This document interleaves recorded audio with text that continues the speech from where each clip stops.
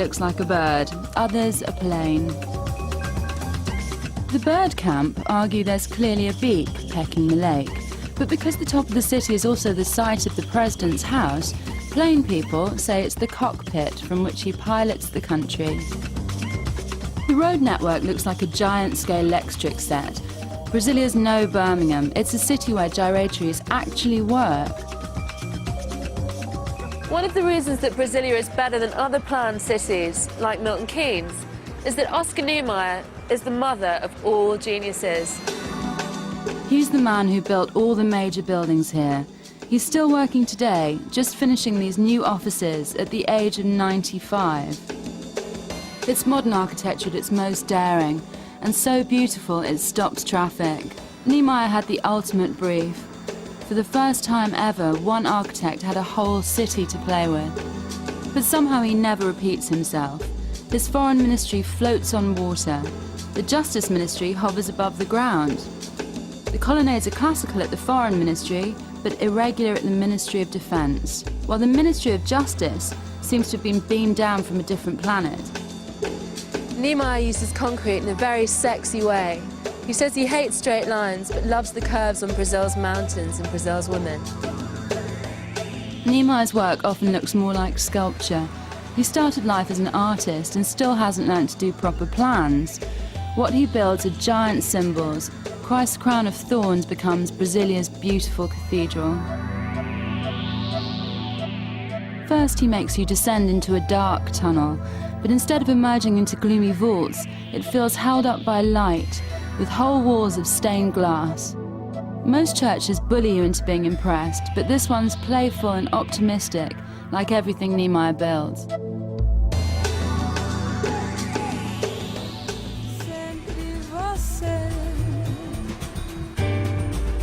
Niemeyer still dominates Brasilia, but there are new kids on the block. This is a brand new building from Rio Tarqui. Despite being redder than a London bus, it's called the Blue Tree Hotel. The colour sets it apart from Niemeyer's polite whites. It's like a teen rebel dyeing her hair for shock value.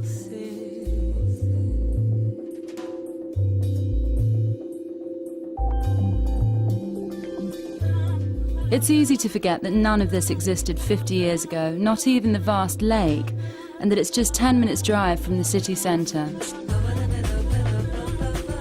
The interior of the Blue Tree is much less leery. Otaki, like Niemeyer, loves curves. It's one of the best-looking places to hang out in the evenings. Brasilia's no Rio when it comes to nightlife, but its best bars are in hotels and shopping malls. But if the nightlife's not enough, check out the views again. The centre is even more deserted at night because its workforce has gone home.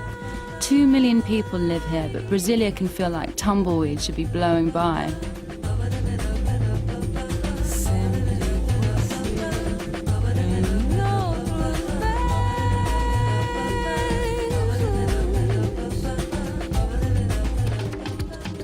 The city's most visited new building is a very old shape.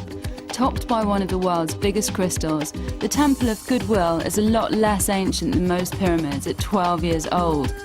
Brasilia is home to 327 different spiritual groups, from the traditional to the totally insane. It's become the cult capital of the world. The temple welcomes visitors whoever they believe in: Jesus, Buddha, Yoda, or David Icke. It's a personal meditation thing. You're supposed to walk barefoot up the black spiral, leaving your problems behind, then come back down the white spiral, a new person, man. Above the centre is the crystal, which beams down its cosmic energy. This space encourages spirituality and meditation. In other places it might seem a bit new agey, but in Brasilia it works. Perhaps it's because the buildings look like UFOs that so many mystical types love Brasilia. Strange, spooky structures are everywhere. Even the National Theatre is an Aztec pyramid. It's kind of weird being in a city where not a single building is older than Madonna, but it doesn't feel soulless here.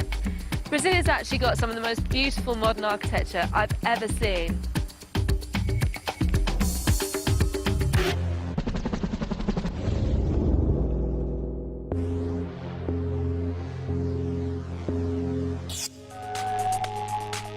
In 1992, world-renowned Scottish architect James Stirling died. Such was his impact that the Brits of the architectural world, the Stirling Prize, was started in his honour. Specialising in public buildings, he blended a spectrum of styles to create a new one all of his own. Stirling looked to the past for inspiration. His first commission in 1955 was heavily influenced by Le Corbusier's Maison Jaoul.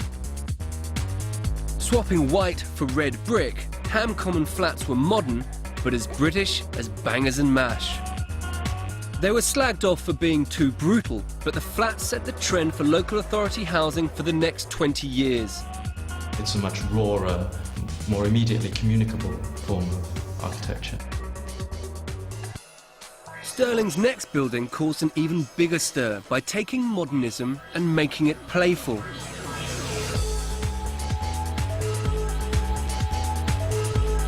He modelled Leicester University's engineering building on a rocket. It looked way out, but it worked, combining workshops, offices and lecture halls on the same site. But it wasn't all plain sailing. His next two college buildings at Oxford and Cambridge were slated. In 1977, Stirling went to Germany and designed his masterpiece. Faszinierendes Gebäude, wie? Ja, stimmt. Britischer Architekt. He was determined to make architecture more accessible, so the Staatsgalerie Museum in Stuttgart is full of historical references.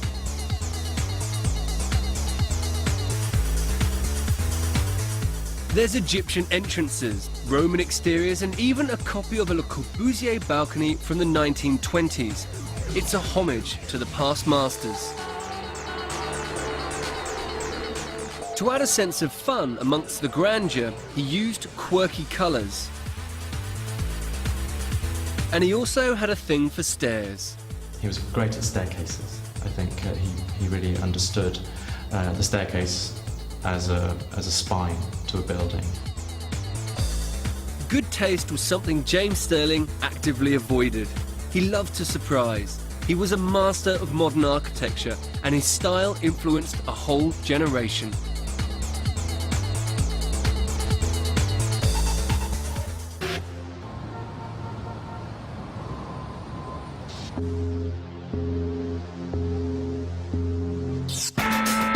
How do you sum up the essence of a country? More tricky still, how do you do it in a building? Is it possible to design something that encapsulates a nation's identity without resorting to stereotype? In Berlin, architects had to solve this problem. A new German capital means new embassies built from scratch. The result? A wide range of buildings trying to shout about their owner's identity. The British Embassy is a perfect example.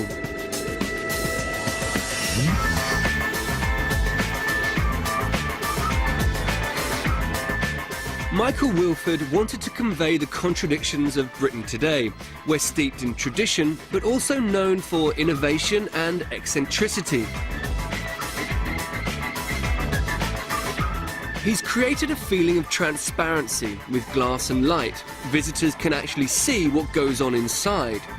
The huge open spaces are perfect for showcasing Brit art.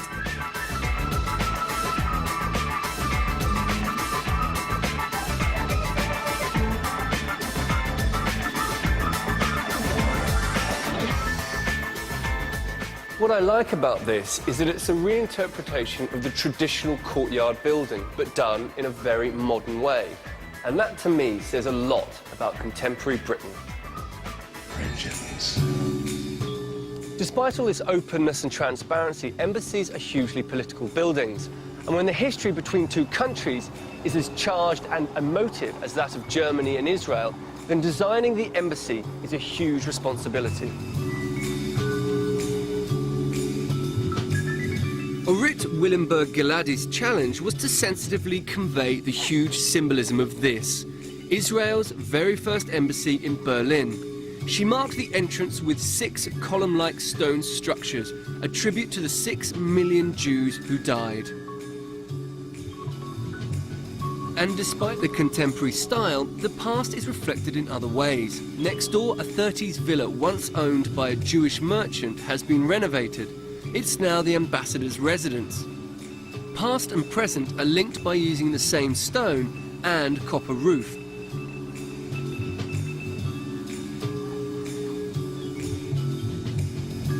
A huge wall of Jerusalem stone runs right the way through. Inside, every room touches the wall. It sticks out either end, creating a ship-like shape to symbolize freedom.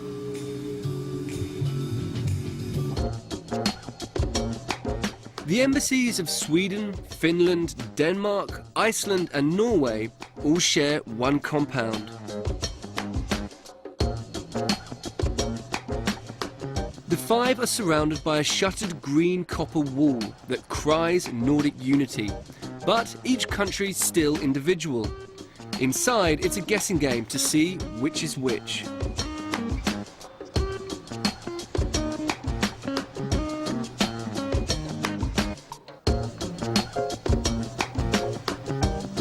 In quirky Finland, a sauna sits next to a cosy meeting room with an open fire.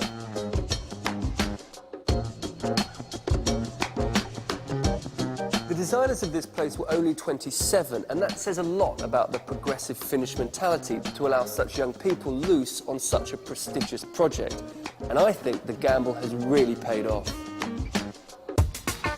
Sweden has gone for a totally different but equally impressive look. The green copper from outside is continued within and works well alongside the honey-coloured birch wood.